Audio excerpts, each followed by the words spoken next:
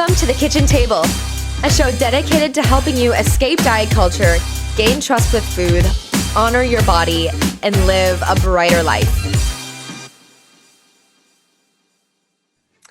Hello, and welcome back to the Kitchen Table. I'm your host, Alicia Brown, and on today's episode, I'm very excited. I've got Nicole Alyssa here, and she is a feminine embodiment guide who helps women build intimacy in their food and body relationship. And I've asked Nicole to come on the show because I love her approach to guiding us to reconnecting with our intuition through embodiment practices. And this correlates with the intuitive eating conversation as well, using food as a way that we can reconnect with our bodies and with ourselves as a greater whole by the way that we nourish ourselves. It's such an important conversation to have. And Nicole Alyssa gives very great insight, especially with the feminine kind of lens on embracing ourselves as a woman and as a whole integrated being. So Nicole Alyssa, thank you so much for being on the show today. Oh, thank you so much, Alicia, for having me. It's a pleasure. Yes, thank you. When we get started, I love to ask this question of how did you get to where you are today and who do you serve? Yeah, absolutely. Thanks for that question. So my journey started out where food was my biggest challenge, and it started really young for me. It started when I was 7. I really mainly used food to self-soothe, to feel safe in my body. I was pretty empathic, really sensitive, and food was kind of that grounding cord. So from age 7 to 17, I used food emotionally, mostly emotional eating and binge eating. And then by the time I was 17, I was struggling with my weight. I was really overweight. I was 270 pounds. I went through a whole weight loss journey when I was 17, losing 140 pounds at that age. But the journey wasn't into my body. The journey wasn't really into self-love. It was more in the beginning of my weight loss journey. It was restrictive eating. It was not eating enough, not eating any carbohydrates. It was overexercising. So I didn't really learn how to really take care of my body and love my body. So around the age of 21, I had this moment or epiphany, kind of like a spiritual awakening, I like to call it, where I looked in the mirror and saw myself for the first time. And I remembered who I was on a deeper spiritual level. And I had made a commitment and a promise to myself that I would start really nurturing myself and really loving myself. And that took me on this journey of the healing arts. I studied Ayurveda. It was the first way that I got really reconnected to the wisdom of my body. And then I just started on a path of self-love, and eventually it led me to intuitive eating, right? Letting go of diet culture. And now today, intuitive eating and embodiment and really connecting to the wisdom of my body is my mission. That's how I serve other women, is helping women reconnect to the wisdom of their bodies and really build an intimate relationship with themselves. So it seems like your weight loss journey was something that disconnected you from your body, even though you said age 17? Yeah. You're able to lose a significant amount of weight, but you said even then something was missing. It almost seems like it was shallow or hollow. There was a piece missing. And when you looked into your mirror, that very profound moment where you looked into your mirror and you had this awakening of I want to connect with myself. And even seeing your reflection in the mirror is I want to have a relationship with this person. I want to connect with you on a deeper level. I want to nourish you on a deeper level. That almost seemed like it was a turning point for you to kind of do some of the digger deeping and connect your mind and your body together, even in your health pursuit. Does that feel true in your experience? Yeah. No, absolutely true. And I think, a big part of that disconnection for so many women who struggle in their food body relationship is that we don't want to feel what's here, right? And everything is experienced in the body. So we don't want to feel what's here. So maybe we eat or we don't eat so that we don't have to really experience being in our own bodies. And so for me, it was more that I didn't want to feel. So I used food to feel, right? Mm-hmm. And so there was a disconnect. And so the journey of my weight loss, right, it wasn't really connecting. I wasn't really connecting to my feelings. I was just going and going and going. I was obsessed with becoming thin. So there wasn't really a deep connection. So yeah, I find that it's more that the powerful process of like slowing down and recognizing that I hadn't been caring for myself was the avenue that led me to, yeah, deeply nurturing myself and making it a priority to care for myself versus just making it a priority to lose weight or change my body. That's a really profound distinction. Deciding that you want to care for your body rather than force it into a smaller body and lose Yeah, weight. I want to absolutely. highlight the piece that you said about like not wanting to feel the feelings or not wanting to confront the discomfort that you might have felt in your body. And so Mhm. by not wanting to feel the discomfort, we reach for comfort externally. And Yeah. one of those ways that we can reach for that external comfort is through food. Food is comforting. We It have is. like reward centers in the brain that are like, hello, yay, we love this. Yeah. And so do you think that's common for a lot of people? Is like, we don't want to actually face the discomfort. Yeah. And We so don't we want to reach for face food. the discomfort, and food can symbolize so many different things for so many different women, right? For a lot of women, food might symbolize mothering that they didn't receive. So then the journey back home to themselves and their healing might be them becoming their own best mother, their own best caretaker, and like finding that inner resource that lives within and placing that love upon themselves, right? Oh, can you unpack that further? So, what you're saying is for women that maybe are longing to be nurtured, that maybe didn't receive the nurturing that they might have needed to earlier in life, it can be very healing to try to nurture themselves with food. Yeah, because on some level, food represents the mother. This is something that I love to talk about. It's funny we're going on this avenue. I'm just letting it flow. I love Um, it. but yeah, so food in Ayurveda, when I studied Ayurveda, they said that food represented the mother. So when we are born, right, we're given breast milk, which is sweet, which in Ayurveda, sweet is the only taste factor that's associated with a positive emotion. So sweet is associated with love. So our first bonding experience, our first embodied experience is that we receive love from the mother, right? And so then we associate that love and that nurturing and that care with food. So food becomes a symbol of that love, that nurturing, and that care. And when we're not feeling safe, when we're not feeling that love and nurturing outside, or just life is hard when we're growing up, whatever it is, we have trauma, whatever it is, all of a sudden food is like, oh my God, that was that first moment that I felt safe. So I'm going to turn to that, right? To find that soothing, to find that comfort. And so it's almost like a backwards journey of recognizing, yes, that food is nurturing and we all need to be fed, right? We all need to be nourished and cared for.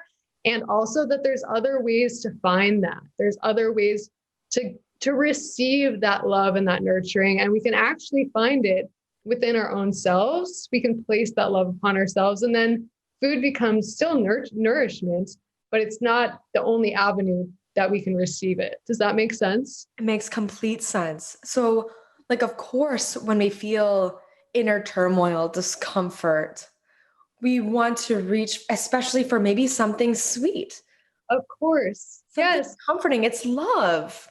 Love. And it's so understanding. I always say to my clients, if you're binge eating, right? If you're emotionally eating, understand that there is a reason. Like you're longing for something, you're needing something. And so in those moments, it's like, how can you turn towards yourself, right? Instead of turning away. There's a lot of self abandonment, I believe, that happens Mm. when we don't want to feel what's here and we turn to something else outside of ourselves. And so one of the things that I teach my clients is how can you in those moments recognize that there's some pain that really is calling forward your attention, right?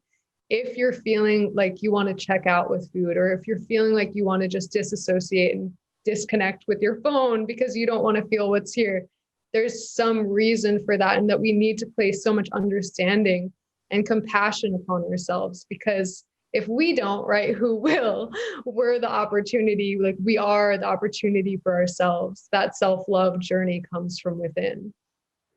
Absolutely.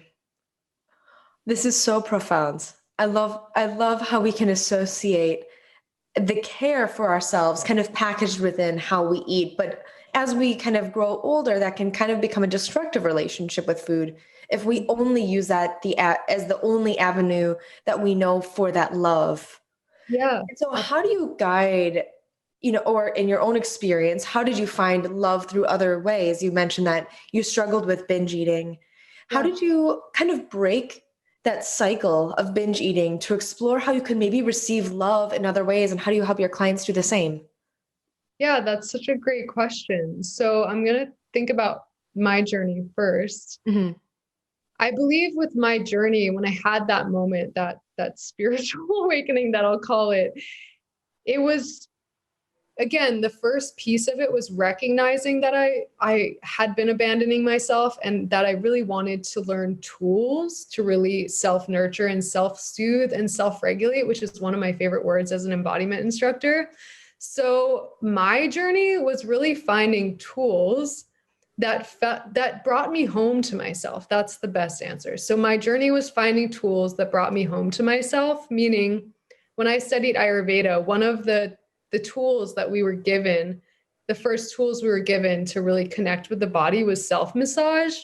And self-massage is such a nurturing self-love practice, and it gets you reconnected to your body in such a beautiful way. So that is an example.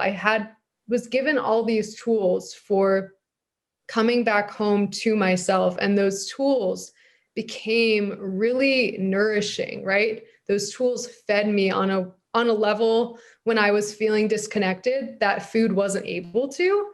So whether it was self-massage or getting into intuitive movement, which is something that I teach, or moving what I'm feeling, learning how to dance my pain through the body, or connecting with nature, doing yoga or meditation, or whatever tool it was, that I found these tools, and the tools became more nourishing than the actual, moments of checking out and using food to self-soothe. So I feel like part of it was just recognizing that I had to become my own best caretaker, and then recognizing what does that look like and really embodying that, and then feeling the benefits of that, right? Yeah. Mhm. That would be my first answer to that question. Incredible. A question that I have for you in response is, how can we start to sense that we're feeling disconnected from the body? Yeah, that's such a great question. So embodiment. So what is a way that we can feel disconnected from the body? Usually when we start to feel ourselves drifting, right? Mhm. When we start to feel ourselves drifting up, because the embodiment feels like our energy is down and in. We're connected to our center. We're like hand on our hearts, hand on our belly. That's a way that I like to help women just get into their body, is placing one hand on the heart and one hand on the belly, and really arriving in your own presence and just like really feeling into your own embodied connection. So the first piece is actually to know what embodiment feels like. Because if you don't know what embodiment feels like, you won't know what drifting out of your body feels like. So it's really important, first of all, to understand what it feels like to get into your body. So for whoever's listening, I would just invite you to place one hand on your heart and one hand on your belly, and take a few really deep breaths, and maybe feel your feet on the ground. Maybe really feel your hand on your heart and your hand really on your belly, and just feel that connection, that I am here connection in my body. So that is what it feels like to be connected, right? We know that feeling, and it feels like home. It feels safe. When we're really regulated in our bodies, it feels really safe. And so when we're feeling out of touch with our bodies, usually it's when we're up in the mind, we're having a lot of thinking, a lot of worry loops, a lot of fearful thoughts. It can feel like foggy, right? When we're not in our bodies, kind of like we're up in our heads and we're not really able to feel and sense into what's happening down below. So I always like to think of embodiment feels like more grounding and more rooted. And when we're feeling out of body, it feels pretty much from the neck up and out. Yeah. If you're busy or you're driving or whatever, and you feel like you don't have time to do that just very quick embodiment practice that Nicole shared, find time someday to do that. Like today, find time at some point to do that.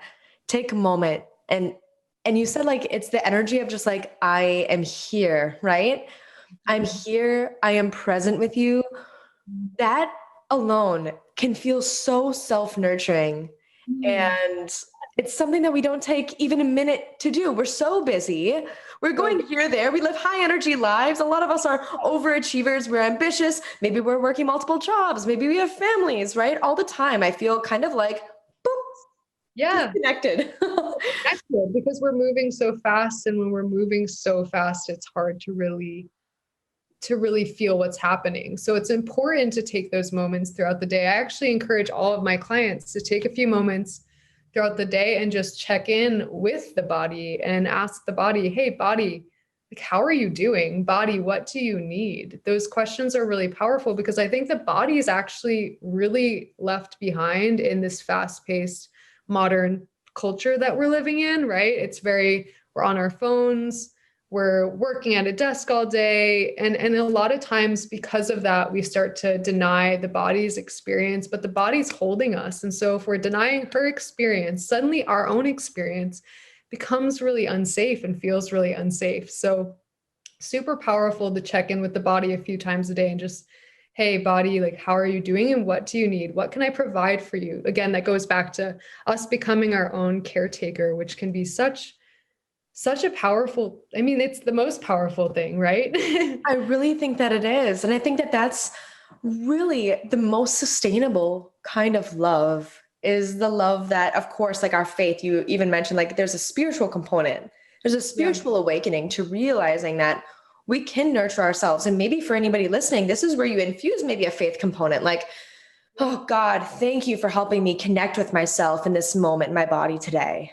I Love think it that. does get kind of spiritual in this moment. Would you kind of Yeah. agree with that? So infusing faith into our connection with ourselves can be maybe really supportive. Yeah. I love that you're saying that actually, because so faith is really important to me. And I didn't know we would go into this, but I'm teaching this week a class on devotion as a beautiful way for women to really honor the body. So instead of discipline, because discipline makes us feel like we're doing something to change who we are, but devotion is like, I love myself. And so I am going to place this level of deep care on myself because I love myself. Because devotion means we are devoted, we are loyal to a cause or ourselves. We're loyal to ourselves, right? We love or are loyal to ourselves. And so we place this action upon ourselves. And so self-care as a level of devotion, there is a spiritual component to it. There's like a sacredness to it. Is like, how can I see my body as a temple and how can I honor the temple? Because this body is really home to my spirit. And that's such a profound thing that we don't even think about, right? We don't take the time to really recognize what's here. I always ask my clients to close their eyes and actually ask, like, what is moving me? What is breathing me? And how can I tend to this body as a reflection of that? I'm sorry, I'm almost speechless. Usually I'm pretty quick with like my next question or what's coming up with me or reflecting back what came up for me in that. I'm rather speechless in the beauty of that. And I guess what's coming up for me right now is the difference between dedication and devotion. Mm. Oftentimes, when we're disembodied, when we're not feeling connected with our body, when we're feeling very reactive, Yeah. and I think everybody can relate to this, right? Like an embodied conversation with your partner or with your boss or with a client looks very different than a disembodied conversation with your partner or a boss or a client, right? And so the dedication is like, I'm going to persevere, I'm going to push through, keep going, keep going. The devotion is like, let's pause for a second, recalibrate. What do we need? Mm-hmm. For my clients, Nicole, I think, and for a lot of us here today, I think the biggest thing that prevents us from connecting with ourselves is the thought that we can just persevere and push through and keep going because that's served us in a lot of other areas of life, right? Mm-hmm. And so taking that moment to actually clean slate our approach and reconnect is something that seems a little bit foreign to a lot of people. How do you overcome that and help like introduce the idea that we can self-nurture rather than rely on all this other external stuff to help guide our own experience towards embodiment and Yeah. health? That's such a great question. So, okay, say that last part again, because there was something that I gathered from that. And Yeah. It's a question that I think a lot of us have. And it's like, we're often looking for external sources, right? Like the diet's going to help me get healthy. This yeah, nutritionist or dietitian is going to help me get healthy. But really yeah, like open to it's, self-nurturing is the thing. yeah. I mean, so that piece, it's funny. I wrote a post on this morning on my Instagram. So that piece I think has a lot to do with one, self-trust on some level, because the diet, right, or the things that are external that we're looking to rely on for the answers, they're not found within. And so they seem like a solution, but on some level, we're still giving our power over to them Mhm. versus when we actually slow down. And when we talk about the power of like sustainable healing, right? Sustainable healing comes from us being in tune with ourselves, with us really understanding our own needs and understanding our body's communication. That is the only place that we're going to find sustainable healing. I have so many friends who like go from keto diet to paleo diet to this diet to that diet, and they're always looking for the solution, but it's never found within. And so the healing never really happens. And so it's almost like we can take the long route, right? Actually, no, we can take the slow route, which is the diet, and get maybe like a quick fix or a temporary feeling of safety, right? Maybe for a few days, I'm in control of my food while I'm on this new diet. But then a few days later, I'm in a binge cycle because I've been restricting all week, right? So common. Or slow down and take the longer path, right? That is non-linear, because healing's not linear, and go on a journey with ourselves to really discovering what is underneath this pain, what is underneath this needing to numb out with food, and discover what that is for ourselves. And then also take the time again, right, to self-nurture, which is at first can feel daunting to people when they have busy lives, right? That's kind of like what you were saying. It can feel really daunting. However, what my clients have found is that the more that you implement these things into your life, the more that you taste, right? Taste like the food, you taste the benefit. And when you taste the benefit, it's so much more rewarding than, trying to move beyond experiencing that. So I feel that the long road of healing is going to be more sustainable and more nurturing, more empowering, more uplifting, more worth it than these quick external solutions that are not going to give you the true medicine, I guess, that you're looking for. I want to relate this quickly back to what you first said about nurturing through breastfeeding. I'm breastfeeding right now. So this, of course, is like hitting home in a different way. But it seems like once we're weaned off, it's like we're looking for that nurturing through other things.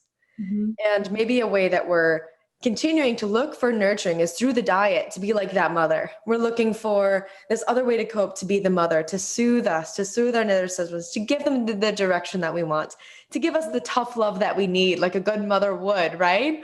Yeah. But what you're saying is that all of that might help temporarily, but it's not actually the nurturing sustenance we're really looking for on a deeper level that can only come from ourselves and our ability to self-nurture. Yeah, from within, and our abilities to self-nurture. And of course, like relationships nurture us, food nurtures us. And that's a part of the journey. It's not like we become self-sustaining, like, like we don't like it or something. It's more just that the healing that the healing journey, right? It's like so I'll give an example. For a few years ago, I was on a health protocol. And when I was on that health protocol, I was listening to the advice or the suggestions of the practitioner instead of listening to my body.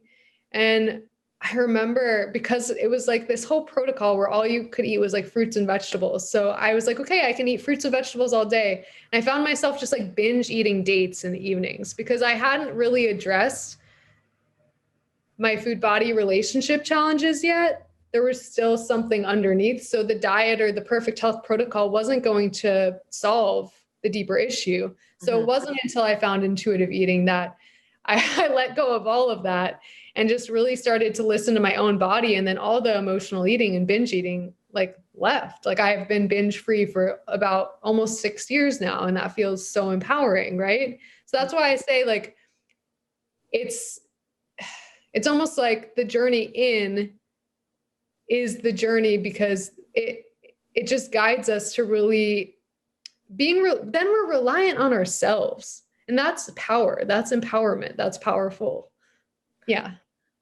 Thank you so much for sharing that situation. I think so many of us can relate, especially in the world of binge eating, to like binging on like quote unquote healthier foods, but not really understanding our behaviors. Yeah. And I No, love that you took a step back to understand your behaviors, helped you understand yourself and learn how to self-nurture yourself more. I yeah. think we think that we should be able to like understand ourselves. And we think that like, we just think that that should be easy. Oh, of course we understand ourselves in everything that we do, and this should be easy. No, we don't know the first thing to understanding ourselves a lot of the time. And I've been in this work for a while. Right? And different areas are more challenging for some of us. Some of us, like our food body relationship is really challenging, and it's so Yes. helpful to get support and to have a mirror to really guide you on your own journey, because sometimes we try to do it alone for so long, Yes. and sometimes that doesn't get us where we want to go. And then some of us have challenges in other areas, right? But again, that self-understanding journey it's wide. There's so many levels to it. There's so many levels. Again, really enforcing that need for support or somebody to just hold space with you and reflect back to you your own experience. Hey, I Yeah. noticed that you're observing these thoughts, feelings, or emotions. Can you tell me more about that? It's really hard to unpack that ourselves as we discover our own relationships with food in our bodies. Yeah, I would agree. Absolutely. How does intuition play a role with this? Because that's like a fine line as well. It's like, we want support in helping helping to heal our food body relationship, but we also want to honor our intuition. These seems like two conflicting things. A lot of people who like think about doing intuitive eating, they're like, oh, I just follow my intuition with eating now, instead of maybe doing some of this deeper work. Like, can you maybe explain how we can honor our intuition, but still have support and guidance to help us to do that? Yeah, interesting. Well, okay, so where do I want to go with this? So, intuition to me is about intimacy. So, for me, intuition is the deepest level of listening that we have available to us, right? And so, I believe intuition, when we become intuitive eaters, that intuition can then ripple out into every other area of our lives. And intuition on some level for me requires so much self-honesty and self-awareness and self-integrity, because when we don't listen, right, it hurts in any way. When we don't listen to our bodies, when we eat a certain food, maybe that isn't the best nurturing medicine for us, right? Yeah. Maybe our body reacts. If we don't listen to that communication, we continuously eat that specific food. That would be in some ways self-harm, right? And so I believe that intuitive eating, I always really emphasize the intuitive part, because I think that's a really big missing piece for a lot of women on the intuitive eating journey. I think that the power in letting go of the food rules and giving yourself freedom to explore is really powerful, because food rules bring us into the head instead of the body. Right? Yeah, because intuition lives in the body. So we won't know what's true for us unless we actually slow down and start to really pay attention and start to, again, build that intimate relationship with the body, which will then guide us to know what we really need. That really deep inner knowing that says, this is the thing, this is the expansion, or this is not the thing, this is the contraction, this is the tension, the anxiety, the frustration. Yeah, exactly. Is there a close connect with you in terms of just like vocabulary, like body trust and intuition? Yeah, absolutely. I think body trust is built when we listen to the body. So it's like listening, intuition. It's built upon the principle of, yeah, as I listen to my body, I always say every time that I listen to my body, I build self-trust with myself, right? It's even I was thinking about this the other day. This is probably relatable. I know when I struggled in my eating disorder, I used to be so scared of going out to restaurants that I would have to look up the menu beforehand because I was so fearful that there wouldn't be something that I could eat. Do you relate to that? Did you ever have that experience? It's like you're trying to go through all of the food rules in your mind of like, not too much of this, not enough of Yeah. that. And like all of Yeah. those things. I can maybe pair a side with this and say no sauce or no dressing or dressing on the side. You know, like going through all those things, looking at the menu online before you even go. Before you even go, because part of that is because we don't trust ourselves and we don't trust the body. And there's so much fear. Like we're so afraid. And so I think, for me, my journey of letting go of all of that and actually just trusting, I think it does have a lot to do with trust. I think a lot of us struggle with food because like this control piece too, right? It's like we're not trusting ourselves. And so we're fearful that when we get there, we're not going to be nourished. There's not going to be the right thing. And we've placed so much control over food to feel safe. But part of intuitive eating is like letting go of that and allowing yourself, almost like giving yourself permission to go into the restaurant without looking at the menu beforehand and trusting that there will be something that you're going to be able to eat and that your body knows what she needs and you don't have to like be so nervous about it the whole time. Like you can build that trust and you're going to get the right thing. It's going to be okay. And if you don't, you just learn, you listen, you learn, you listen. It's a whole journey. You learn, you listen, you learn, you listen. That Yeah. is amazing on the journey to building body trust and learning that our intuition is something that we can rely on. Yeah, it is something that we can rely on. And the body's communication is something that we can rely on more than anything, right? I believe so. Sometimes it's hard to listen to the body. We're not going to be perfect. We're not going to eat perfectly. And that's not the goal of intuitive eating.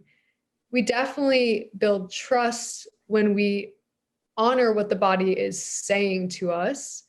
And we provide the nurturing that feels really good, but that also provides us enjoyment and freedom and like liberation, I guess. Yeah. What advice would you say to a woman that really feels tired right now? It's something that I'm getting a lot of like feedback in my client sessions and in my personal life. And maybe for you listening right now, like maybe you're feeling tired, run down, exhausted by many areas in your life right now, whether it be your work or your relationships or your health. It all feels exhausting. Mhm. What is something that you might offer to somebody who just feels really tired and run down right now? What is something that maybe they could do as a practice to self nurture to give them the energy that they need?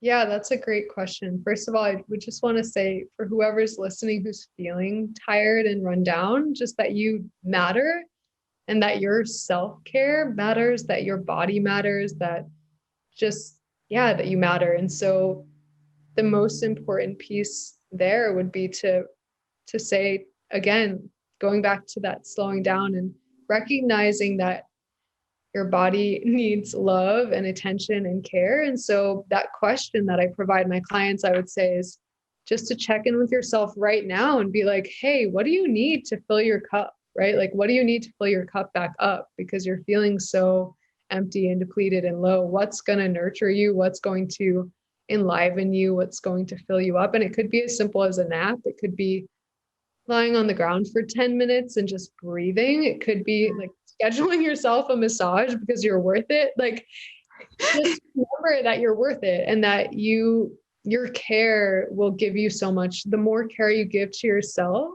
the stronger your roots will be, the more of a foundation you will have when you place love and care upon your body. I think so often we think there's such a low return on that investment. Oh, like, like I could take a nap, but I could do all these things instead. I could schedule that massage. Like, yeah, I'm worth it, but I could do all these things instead. Yeah. We have to be reminded sometimes that like the return on that nap investment, the return on the massage investment is a great return on that time to dedicate to yourself for nurturing and for care. Yeah, that's such a great point because I think a lot of us think that we're going to get so much done by doing and doing and doing, but we burn ourselves out. And there's something so powerful. Actually, I receive my most insightful downloads when I'm in a relaxed state. So I always share that with my clients is I actually receive all of the ideas for my business, which is very productive when I'm lying on my yoga mat doing absolutely nothing. And so sometimes we need those moments of self-regulation because it's almost like plugging in your own batteries or like recharging the electric vehicle, right? It's Yeah. like Yeah. we require that or else we go into burnout. And when we're in burnout, then everything's harder. So actually the nap or the lying on the ground or the meditation or the yoga practice or the walk in nature or the massage, whatever it is actually giving you such stronger resourcing. It's giving you more energy to actually get the things done that you want to get done. In my opinion, that's been my experience. It's been my experience too. And I think it's worth a try at least, to just see, Yeah. gosh, I know that I should be doing these things right now. I'm told that I should be doing these things. I have a lot on my to-do list today. I know that I could be go, go, go, but taking that moment to reconnect with ourselves, maybe take the shower, take the nap, whatever, see what happens. See if you're offered the clarity that you're looking for. See if you're offered the direction that you're looking for through the connection with yourself. Just like you, I often feel like if I'm in an element of force with my business, and for those listening, like if you're in your work life and you're just pounding your head against the wall, trying to figure something out, and you're like, what the heck? I cannot figure this out. I sometimes just say like, waiting for my download in the shower. You can find me in the shower, hot shower, no force. I'm just going to see what drops in. Sometimes you get a nugget and it drops in, and this is the thing. And those are the most exciting moments, I would say. It's extreme expansion and joy and purpose.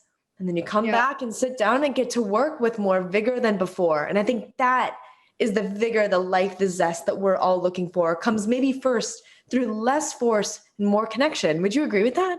Absolutely. And I feel like we all have to become a little bit rebellious towards the culture that we're, used to of just sitting at a desk all day and denying the body. Because if we continue on that path, it has consequences. So I always say I'm a voice for the body. So I'm like, I don't care if you have a million tasks, like you can take three check-ins a day. Where is my body at and what does she need? Because we cannot leave her behind. I think us leaving her behind is such a deeper issue that we won't get into today.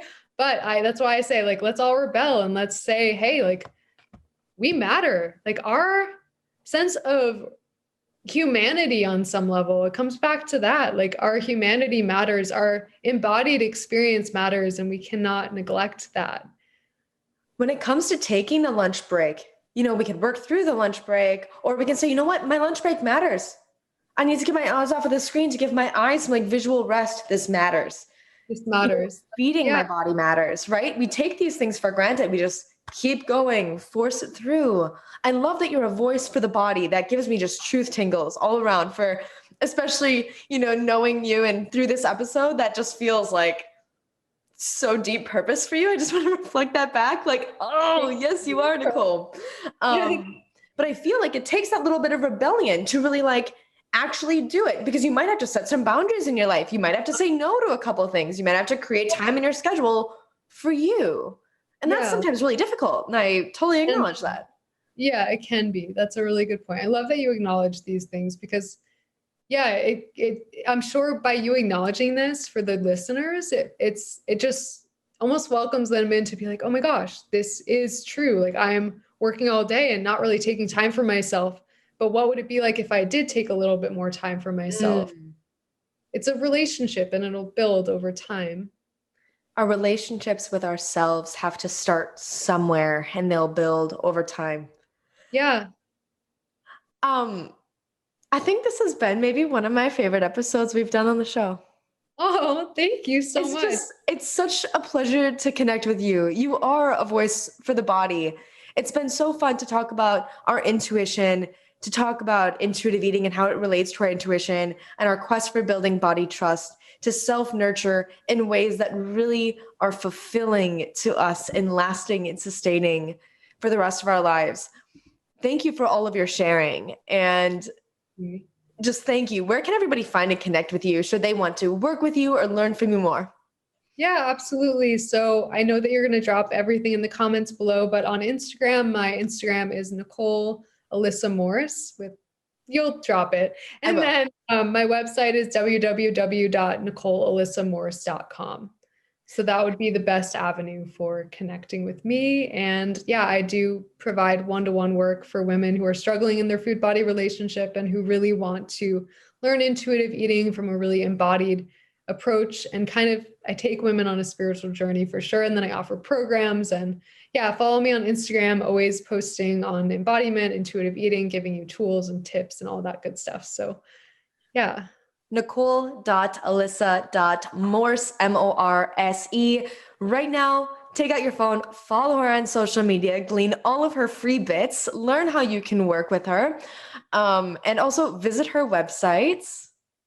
Nicole, thank you so much for coming on the show today. I really appreciated this conversation. I think everyone else did too.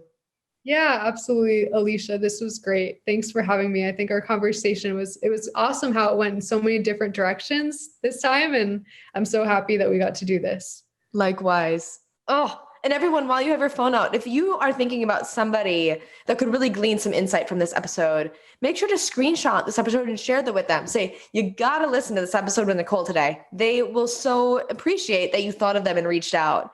And while you have your phone out, also hit the subscribe button so you don't miss an episode here at the kitchen table. Every Monday and Thursday, we have some great, awesome interviews lined up. You do not want to miss an episode. But for now, I wish everyone just a marvelous, marvelous day and a great weekend, and we will see you on Monday's episode.